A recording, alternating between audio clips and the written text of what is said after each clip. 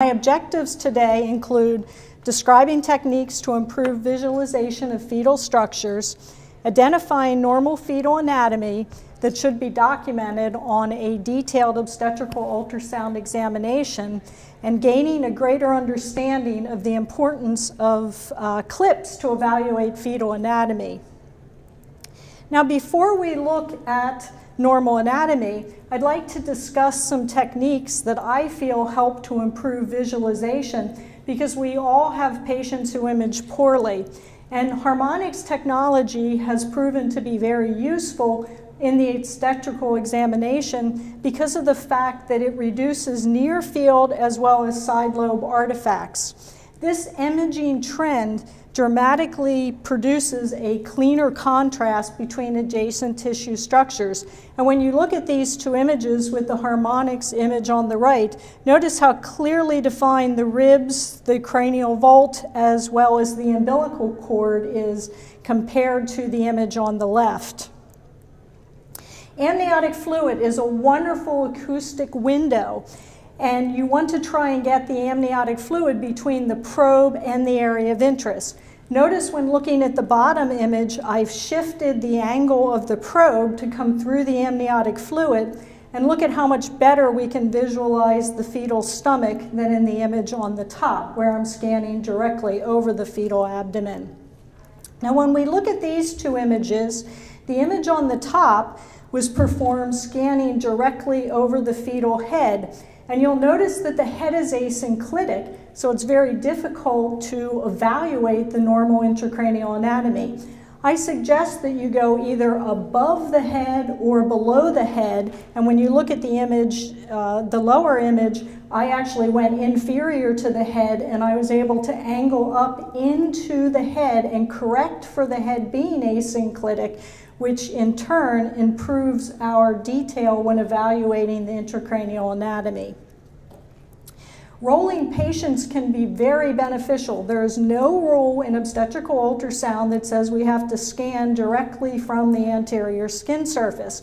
And you'll notice that on the top image, the spine is anteriorly. We have a large shadow originating from the spine, so that portion of the fetal anatomy is obscured. Just by rolling the patient, in this instance left side down, notice now how we are able to visualize much more of the fetal anatomy. Now, we all have to deal with obese patients in our practice, and when we look at the top image, this is scanning from the anterior skin surface, and I do guarantee you that this is the fetal thorax, but it's really deep in the image, and the image is really degraded. I have found it extremely beneficial to, when you roll the patient, scan along the opposite flank. Now, what's going to happen is you're going to reduce the tissue in the near field, and you're going to place amniotic fluid between the probe and the area of interest. Notice that the thorax is still deep in the image, but when you look at this image, same patient, just rolling the patient, you can see a perimembranous VSD. Now, obviously, that image is not res to look at the fetal chest, but look at how much better we can see the fetal thorax. And finally, if there's a question of an abnormality, and I use the head as an example, if the fetus is in a cephalic presentation, we can actually scan transvaginally. This will allow us to change our acoustic window. Now we're going to use the fontanelle as well as the sagittal suture, and look at how much better we can see the anatomy in the sagittal as well as the coronal plane, which will then help us to better define the anomaly. Now, in the detailed obstetrical ultrasound examination that can occur during the second trimester, we need to evaluate the fetal number, amniotic fluid volume, the placenta, fetal anatomy, assessment of gestational age, and the uterus and the annexa. And now primarily we're going to look at the fetal anatomy. But I will suggest to you that the first thing that you should do when you begin the examination is to actually survey through the maternal uterus. I like to start out transversely, just at the symphysis pubis, scan up along the left side of the maternal uterus, across the fundus, and down the right side. What this will do is allow you to determine fetal lie and situs. You identify fetal number, cardiac activity, placental localization, and assess amniotic fluid volume. And I always tell our residents and our fellows that the purpose of doing this, and I use this analogy, is that we see the forest instead of just the trees. Because what happens frequently is we focus on the trees, but then we miss the forest. So when we look at this clip, we see our legs inferiorly, spine on the maternal left, anterior placenta, normal fluid, stomach is on the downside, cardiac activity in the head.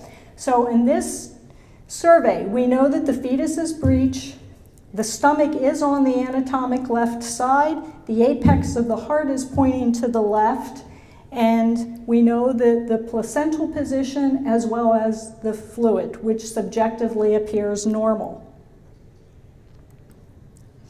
Now, when we evaluate the fetal head, we want to look at the configuration. Is the head ovoid in shape? And we also want to evaluate mineralization. What you want to look for is your ring down artifact in the upside of the image of the head, because this way that you know that you have good mineralization of the cranial vault. We also want to look for the echo that is generated by the midline falx, as well as evaluation of the choroid plexus. Just very quickly, when looking at the biparietal diameter, which Dr. Abramowitz has already discussed, I do want you to notice that we can see the coronal suture. We actually see the break in the cranial vault, which will always be seen at the level of the BPD. Head circumference, again, should be acquired at the same level as the BPD. Now, the cavum septi pellucidum needs to be visualized and should be seen at the level of the biparietal diameter. It is a fluid-filled cavity, and when we look in the axial scanning plane, notice that it is a rectangular box that is seen by the anterior horns of the lateral ventricle. If we examine the cavum in a sagittal scanning plane, you'll notice that we can also see the continuation posteriorly, which is referred to as the cavum vergae. Its superior border is the corpus callosum, and its inferior border is the roof of the third ventricle. Now, the cavums can be seen as early as 15 weeks, but we should see it routinely from 18 to 37 weeks gestation. What you don't want to do, and many sonographers will do this because when I went to school, we did not know about the columns of the fornix. The columns of the fornix are seen at a level just inferior to the cavum. However, their echo pattern is very different, so you want to make sure that you are not imaging the columns of the fornix thinking that it is the cavum. So look at the columns of the fornix. Notice that they are two hypoechoic parallel columns with a central echogenic line in the center, in the axial scanning plane. When we look in the sagittal scanning plane, notice that we can see the columns of the fornix just inferior to the cavum septum pellucidum. When we look at this real-time clip, look at our cavum, and then we come right down into the columns of the fornix, just inferior to that in the axial scanning plane. So you want to make certain that you know the difference between the cavum from the columns of the fornix. Now, the posterior horn of the lateral ventricle is really easy to see second trimester for a few reasons. First of all, the cerebral cortex second trimester is very hypoechoic. And remember that the lateral ventricle contains cerebral spinal fluid. So the wall of the posterior horn is seen exceptionally well. We're going to measure just distal to the choroid plexus, and we want to make sure that we are perpendicular to the long axis of the ventricle. This measurement should be less than 10 millimeters. In order to evaluate the posterior fossa, we can turn into a slightly oblique axial plane. And notice that when you look at the cerebellum, okay, the lateral cerebellar lobes are of a mid-level reflectivity when compared to the vermis, which is centrally located and is very echogenic. Now, dura folds can be seen in the cisterna magna, okay, which is part of the subarachnoid, and that is a normal finding. We can measure the cisterna magna from the posterior aspect of the vermis to the inner aspect of the cranial vault, and that measurement should be less than 10 millimeters. The nuchal skin fold can also be measured second trimester, but just to 21 weeks gestation. This image is the same image that we use to evaluate the cerebellum as well as the cisterna magna, only this time we're going to measure from the posterior aspect of the occipital bone to the outer aspect of the skin. Some investigators have suggested using a cutoff of 5 millimeters from 14 to 18 weeks and 6 millimeters from 18 to 21 weeks gestation. Now, orbits, many of us evaluate subjectively. And when you're looking at the orbits, what I suggest you remember is the rule of thirds, because the interorbital diameter is roughly equal to the size of an orbit. So we can acquire many different types of measurements if we feel subjectively that this appears abnormal. We can measure across the orbits, we can measure across just one orbit, or we can measure the intraorbital diameter as well, which can be very useful if you're questioning hypo or hypertelorism. But I suggest to you second trimester that you also document the lens of the eye, which we can see in both of these images and is seen in the anterior aspect of the orbit. It's very reassuring when we can see the lenses, because then we can allow our patients to know that the eyes have formed. Now, in order to evaluate the midface, we want to be in a coronal scanning plane, and I suggest to you that you lower your overall gain. We frequently have the gain set to evaluate for bone, okay, but now we're looking at soft tissue, which is really thin. So lower your overall gain, and you'll be able to appreciate the soft tissue of the midface. I also suggest to you that from 18 to 22 weeks, we are going to see large facial clefts, but really small facial clefts may be missed because the soft tissue of the midface can be thinner than the beam width of the transducer. So if you are suspicious for whatever reason that you have a small cleft, you should reevaluate after 24 weeks gestation, when the soft tissue will be thicker than the beam width of the transducer. Now, when we questioned if there was a cleft lip, historically, we always looked in the axial scanning plane, and we would look for the soft tissue and the tooth-bearing alveolar ridge and look for any breaks that could be suggestive of a cleft palate. I would suggest to you that that can be difficult to acquire because we can't always get into an axial view through the face depending on the fetal lie. And in 2006, there was an article published in the Journal of Ultrasound in Medicine that recommended looking and screening for the premaxillary triangle. So this plane is just posterior to our mid-face view, and what you'll see is the triangle with the premaxillary triangle forming the base and the two nasal bones forming the sides of the triangle. With a cleft palate, the premaxillary bone here will be absent. So it's just a way to screen, and this image is very easy to acquire second trimester. Now, when evaluating the facial profile, questions I always ask myself is, does the nose look flattened? Is the nasal bone absent or small?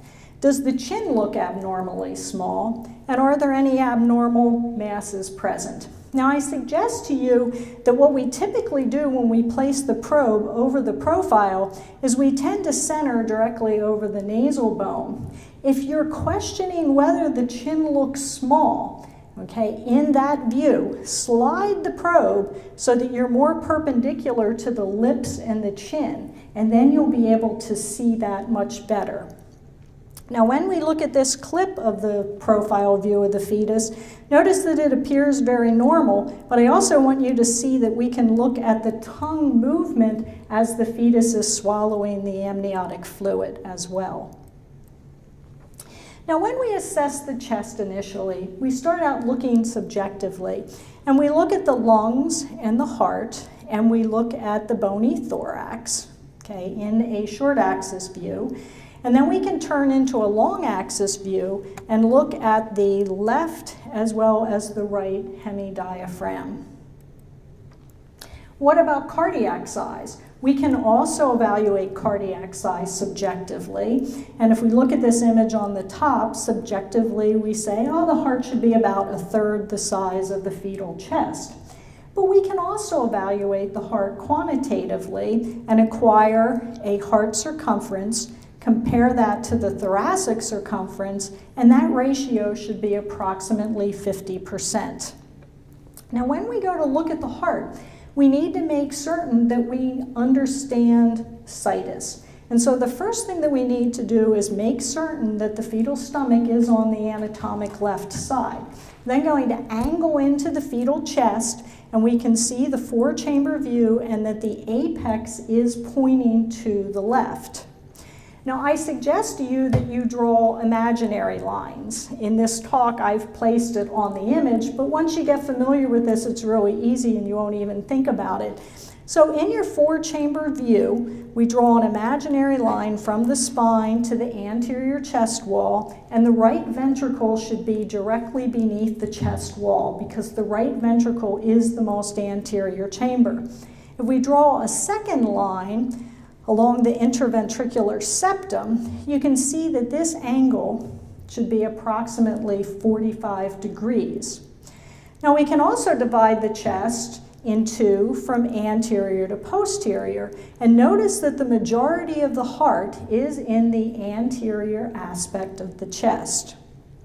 When we look at the heart in real time, and I think that this is really important, things that you should think about are, we see our spine posteriorly, the thoracic aorta in cross-section to the left side of the spine, our left atrium, our left ventricle forming the apex of the heart, our right ventricle directly beneath the chest wall, but anatomically we know this is the right ventricle because we see the moderator band. We notice that our ventricles are pretty equal in size second trimester, our atria are equal in size, and we can see the foraminal flap bowing into the left atrium, so we know that the flow is across the atrial septum from right to left. Also notice the movement of our AV valves, and notice that the tricuspid valve inserts a little more apical on the ventricular septum than the mitral valve. Now, I like to evaluate the outflows in a view where I'm scanning through the side of the fetus. So now we're going to be perpendicular to our interventricular septum.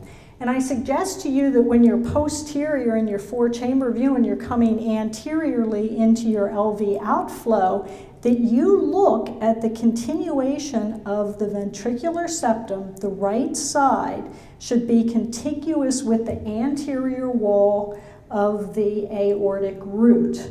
If this is not contiguous, you have an abnormality there with your left outflow. Then by angling more superior and anterior, we can see our right ventricular outflow. So do you see how they cross? Also notice that the right ventricular outflow is the most left-sided structure because now this ascending aorta is going more midline, and we can see our transverse arch and our SVC. This is also known as the 3-vessel view. So when we look at this in real time, see our 4-chamber view, we're going to start to come into our LV outflow, and then notice the right comes over to the left. So this is a very easy way to scan through the heart to anatomically make sure that the anatomy looks normal. Now, how do we get an aortic arch view?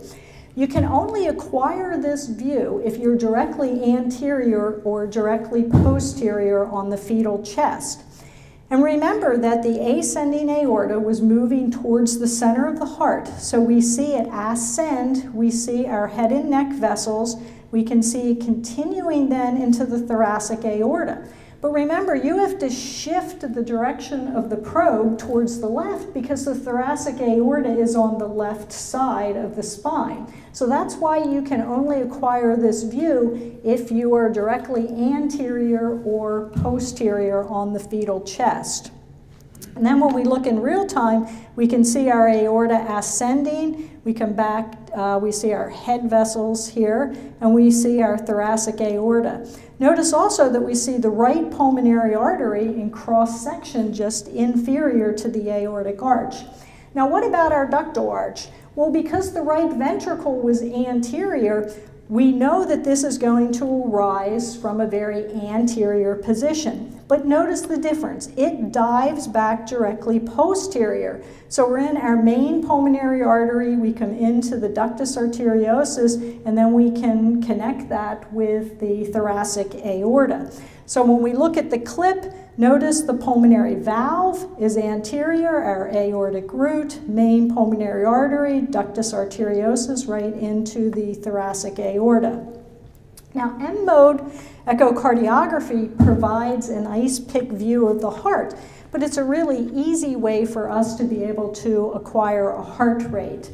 Now, I also suggest to you, and this can be kind of hard to do, but if you can bring your line of sight through the lateral wall of the atrium and then any wall through the ventricle, we can evaluate excursion of the atrial wall and the ventricular wall. So this will allow us to tell if we, have one-to-one conduction, but also if there's any type of cardiac dysrhythmia, we will be able to tell that when looking on the M-mode. The abdominal circumference, you all know the abdomen has to be circular. We see our nice J sign as well as the stomach, and we do include the soft tissue. Now, the fetal liver proportionately is larger in the fetus than it is in a child or an adult. And when we look at the span of the liver, it extends completely across the width of the abdomen. Notice that it is of a mid-level reflectivity, and the borders tend to be somewhat indistinct, especially early in the second trimester. Now, the fetal gallbladder can routinely be seen, but you need to be in more of an oblique plane through the right side of the fetal abdomen. And you'll notice that the gallbladder is either ovoid or teardropped in shape. The size can be variable, but we do see it in its subhepatic location. Now, I suggest to you that sometimes when people are imaging the abdomen, if they are in an oblique cut instead of being in a true cross-section through the abdomen, they can actually mistake the gallbladder for the umbilical vein. It's very easy to differentiate between the two because remember, as you slide inferior, the umbilical vein is going to exit where the gallbladder will maintain a very right-sided position. Now, we can't really see large bowel second trimester, but we can see small bowel really well. And it should be of a mid-level reflectivity. Now, we can compare it to adjacent bone, and if it's as bright or brighter than the bone, we consider the bowel to be echogenic. I do suggest to you that you be aware of the frequency that you're using, because if you're using a really high frequency, 7 megahertz, 8 megahertz, if you have a really thin patient, that can make bowel look echogenic. So when you're looking at bowel, make certain that you're using a frequency that is not above 5 megahertz. Now, what about the abdominal cord insertion? Very easy to see in an axial scanning plane. Remember, when the cord inserts into the abdomen, the umbilical vein will ascend, the umbilical arteries will be coursing inferiorly into the pelvis. But I suggest to you that when you look at the cord insertion, make sure that you can see the abdominal wall anteriorly on either side of the cord so that you can exclude any type of anterior abdominal wall defect. Now, what about the fetal stomach? We can see the fetal stomach really well, and we should see it as a left-sided structure, and we should routinely see it by 16 weeks onward. Remember, the size of the stomach can vary because the fetus is swallowing amniotic fluid, or can be swallowing amniotic fluid during the ultrasound examination. But I also suggest to you that we can have either a transverse position stomach or more of a J-shaped position stomach. If it's a transverse stomach, it's going to look greater in size on a cross section, but when we scan through the abdomen, we will not follow it for as great a distance. Versus if it's a J-shaped, it will not appear as large on the cross-sectional image, but then when you scan inferiorly, you're going to follow it for a greater distance than you would a transverse lying stomach. Fetal spleen tends to be more laterally kind of posterior superior to the fetal stomach because it is a left-sided structure. And I suggest to you, I find it a little easier to see if you're slightly more oblique. But notice in the fetus, the echogenicity of the spleen is very similar to the echogenicity of the liver. But both the spleen and the liver's echogenicity is less than the echogenicity of the lung, which we can see here. What about the fetal bladder? Most people like to look at the fetal bladder in either a coronal or a sagittal scanning plane, and we can see a coronal image here of the fetal bladder. I also find it beneficial to look in a short axis plane because that way we can see that the bladder is really in an anterior position, which you can't really tell when you look in the coronal scanning plane. Remember that the bladder empties and fills about every 30 to 45 minutes, so we should be able to see change in the size of the fetal bladder during the examination. Also remember that we do not normally see normal ureters when looking second trimester. What about umbilical arteries? Well, we should try and acquire a cross section through the cord to see both of our umbilical arteries, and we can see our umbilical vein. But if your population is anything like my population in Central Ohio, it can be very difficult to see the three vessels in a cross-sectional view of the cord. Personally, I think it's a lot easier second trimester to just acquire an image in the pelvis at the level of the bladder, use power or color Doppler, and you're going to be able to see your umbilical arteries as they course lateral to the fetal bladder. I will suggest to you that, and we've had this happen because I went back and reviewed images. We had a sonographer who said there was a 3-vessel cord because they had imaged the umbilical arteries, but actually they had an oblique image, okay, second trimester, and they were seeing the femoral artery, not the umbilical artery, second trimester. So then, of course, when the patient got into the 3rd trimester, you could see that it was a 2-vessel cord. So make certain that if you are looking at your umbilical arteries, that you are in a true cross-sectional plane through the fetal pelvis, and you're not in an oblique plane where you're seeing your femoral artery. Fetal kidneys can be seen in their paraspinous location. We say that we can see them as early as 15 to 16 weeks, but I suggest to you that the contrast between kidneys and the surrounding soft tissue is very similar. What I have found to be really helpful to identify the kidneys is to decrease your dynamic range. So in effect, you're going to make your image contrastier, reduce the shades of gray, and what will happen is the borders of your kidneys will pop out when compared to the surrounding soft tissue early in the 2nd trimester. And remember that when we look at the echogenicity of the kidneys, The cortex is of a mid-level reflectivity, and the pelvis is very hypoechoic, because if we see the pelvis, which we're not seeing well on this image, we're seeing urine within the pelvis. Now, I suggest to you that you can also acquire a coronal view through the fetal abdomen and pelvis, which will allow you, with color or power Doppler, to visualize your renal arteries. The adrenal glands can be seen superior to the kidneys, and they have a very distinct echo pattern, which is very different than the kidney.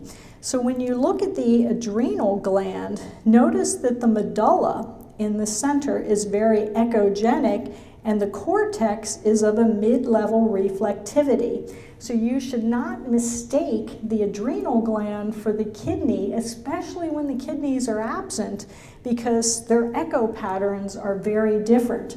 And I suggest to you that we pretty routinely can see the right adrenal gland. We don't always see the left as easily as we see the right.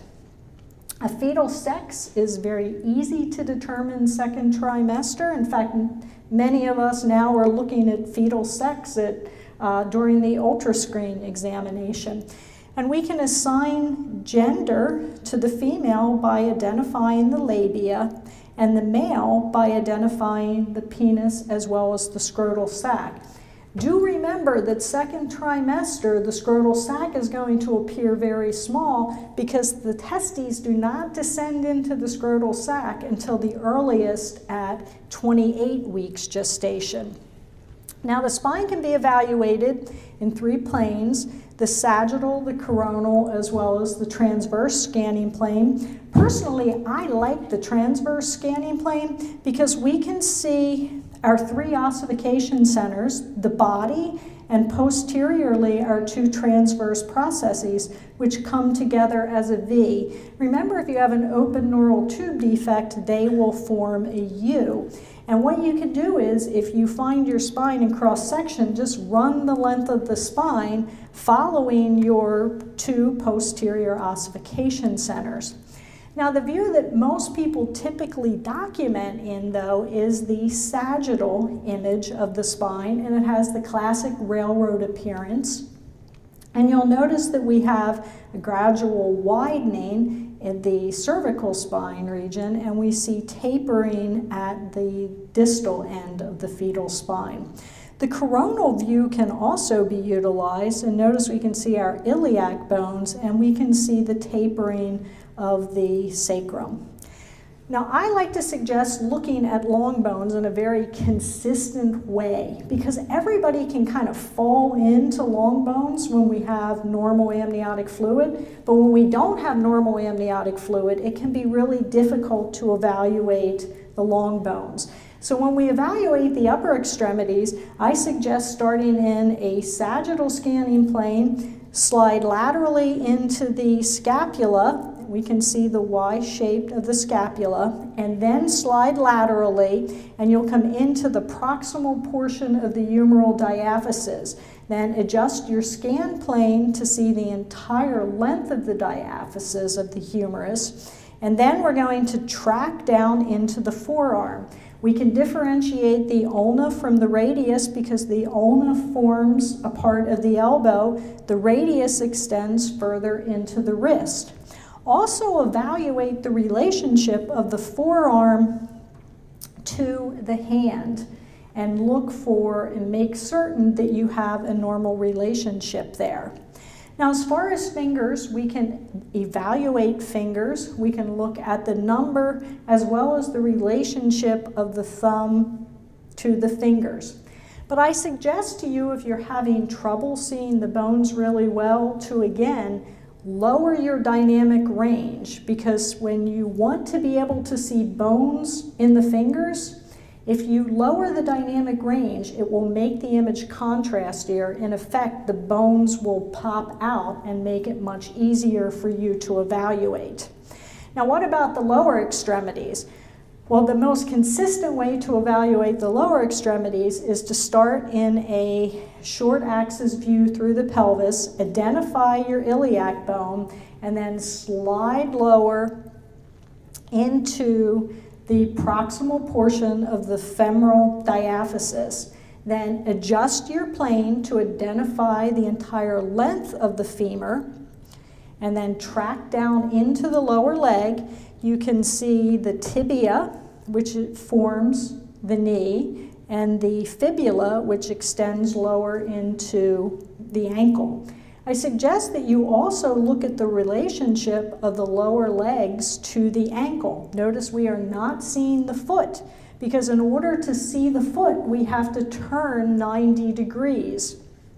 Now, I have found it really useful to actually look at the length of the foot second trimester and measure that, and believe it or not, that length is going to be very close to the length of the femur. Because remember, we're not looking at the whole femur, we're looking at the shaft of the femur. And that ratio is approximately 1:1. So this can be very useful if you're evaluating for a skeletal dysplasia, because with many skeletal dysplasias, the long bones will be shortened, but second trimester, the foot maintains the expected gestational age. So this can be very beneficial. The other thing that I want to point out to you is that sometimes when we look at the feet, okay, they'll be against the wall of the uterus. So what can be really advantageous is when you turn 90 degrees onto the foot, again, go above or below it, utilize the amniotic fluid, get it positioned between the probe and the foot, and you'll be much able to better see the foot. Again, two-dimensionally, it can be kind of hard to count toes unless the toes are pointing directly to the probe that we're scanning down on them. So in conclusion, the appeal of the obstetrical ultrasound examination is that it is non-invasive, it's a safe procedure, it has a high degree of patient acceptance, and it does yield a wealth of information about fetal anatomy. Thank you.